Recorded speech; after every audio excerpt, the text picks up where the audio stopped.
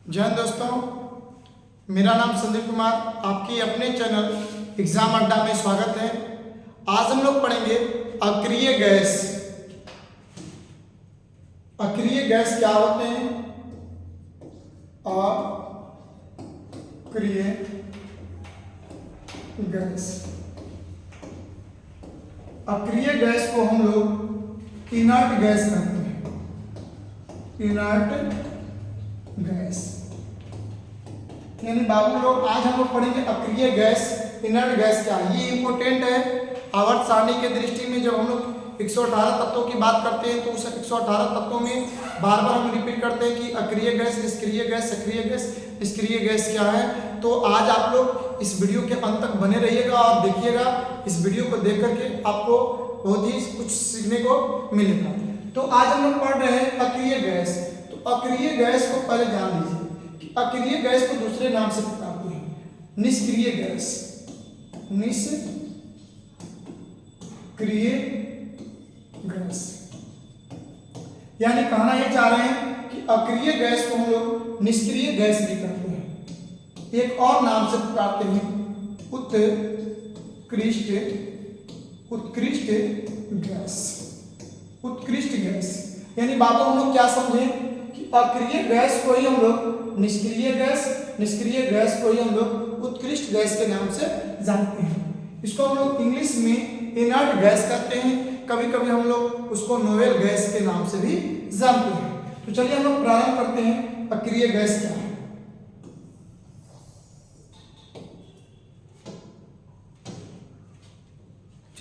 वैसे गैस जो रासायनिक अभिक्रिया में भाग न लें, वैसे गैस जो रासायनिक अभिक्रिया में भाग न लें तो हम उस गैस को अक्रिय गैस के नाम से जानते हैं। मतलब कहना चाह रहे हैं कि जो गैस रासायनिक अभिक्रिया में भाग नहीं लेते हैं तो वैसे गैस को हम लोग निष्क्रिय गैस, अक्रिय गैस या उत्कृष्ट गैस या नोवेल गैस के नाम से जानते हैं। अभी तक आवर्त सारणी में वर्ग 18 के जो तत्व हैं वे सभी गैस अक्रिय गैस में शामिल है। यहाँ पर हम लोग को एक चीज और देखने को मिला कि आवर्त सारणी में अक्रिय गैस किस वर्ग में उपस्थित है? तो वर्ग 18। कितने वर्ग में बाबू उपस्थित है? वर्ग 18। यानी जो निष्क्रिय गैस है, अक्रिय गैस है, वर्ग 18 में स्थित है। वर्ग 18 में स्थित है, जिनमें 6 अक्रिय गैस है। कितने अक्रिय गैस है बाबू लोग? 6 अक्रिय गैस है। पहला नाम होता है हीलियम, दूसरा नियान, तीसरा आर्गन, चौथा क्रिप्टन, पांचवा जेनान और छठवां हो जाएगा रेडन, आर्यन। तो कहना हम चाह रहे हैं कि अक्रिय गैसों में ये 6 गैस शामिल हैं, हीलियम, नियान, आर्गन, क्रिप्टन, जेनान और रेडन। अब हम लोग थोड़ा सा जान लेते हैं कि ये किस वर्ग का है। तो हम पहले बोले कि ये वर्ग 18 का है। अब हीलियम का जो परमाणु संख्या 2 होता है, नियान का परमाणु संख्या 10 होता है, आर्गन का परमाणु संख्या 18 होता है, क्रिप्टन का परमाणु संख्या 36 होता है, जेनान का परमाणु संख्या 54 होता है और रेडन का परमाणु संख्या 86 होता है। अब आप लोग कहिएगा कि सर ये अक्रिय गैस क्यों है, उत्कृष्ट गैस क्यों कहते हैं? तो मैंने बोला कि जो गैस रासायनिक अभिक्रिया में भाग न लें वैसे गैस को हम लोग अक्रिय गैस कहते हैं। तो अब थोड़ा समझने का प्रयास करेंगे ऐसा क्यों रासायनिक अभिक्रिया में भाग नहीं ले रहा है। तो हम लोग पॉली के नियम के अनुसार हम पढ़े होंगे कि किसी भी तत्व के बाहर कक्ष में यदि 2, 8, 18, 32 इटिस उपस्थित हो तो वे सब तत्व लगभग स्थायी होते हैं। तो यहाँ पर जो अक्रिय गैस है केवल हीलियम को छोड़कर बाकी सभी गैस ऑक्टेव लॉ का फॉलो करते हैं, मतलब अष्टक नियम का पालन करते हैं। मतलब प्रत्येक तत्व केवल हीलियम को छोड़कर अष्टक नियम का पालन करते हैं और जो तत्व अष्टक नियम का पालन करते हैं वे तत्व स्थायी होते हैं और जो तत्व स्थायी होते हैं वो किसी अन्य से क्रिया नहीं करते हैं। तो यहाँ पर थोड़ा सा देख लेते हैं कैसे ये चीज हो रहा है देखने को। तो यहाँ पर दिख रहे हैं हीलियम तो हीलियम का यदि इलेक्ट्रॉनिक विन्यास निकालें 2 होगा, नियान का इलेक्ट्रॉनिक विन्यास निकालेंगे 2 8 होगा।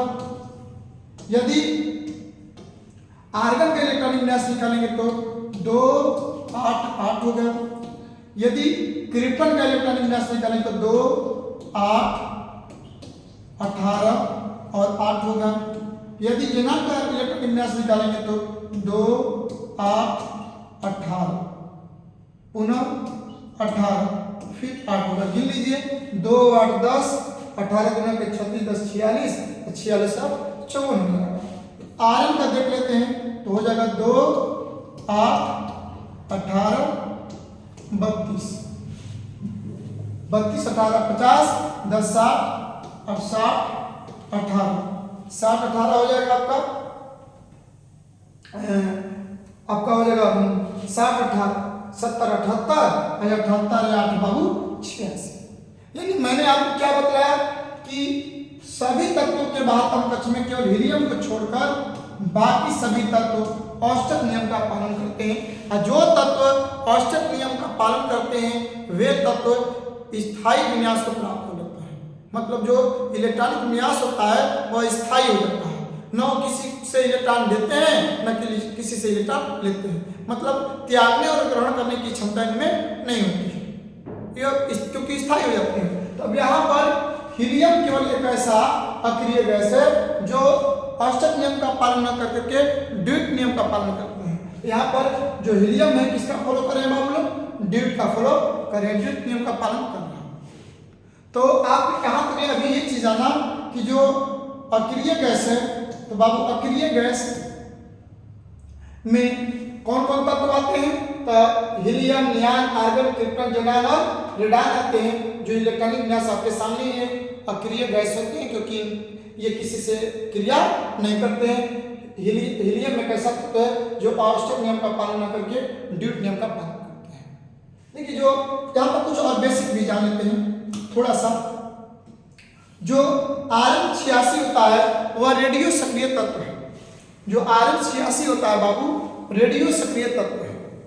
आप लोग को जब हम लोग रेडियो एक्टिविटी रेडियो सक्रिय तत्व पढ़ाएंगे तो वहां पर बताया जाता है 83 प्लस, यानी जो परमाणु जिस तत्व के परमाणु संख्या 83 मतलब 83 और 83 से ऊपर होंगे तो वैसे तत्व रेडियो सक्रिय तत्व होते हैं, जिनमें आप देखिए इनमें परमाणु संख्या कितना है 86 है, ये रेडियो सक्रिय तत्व है।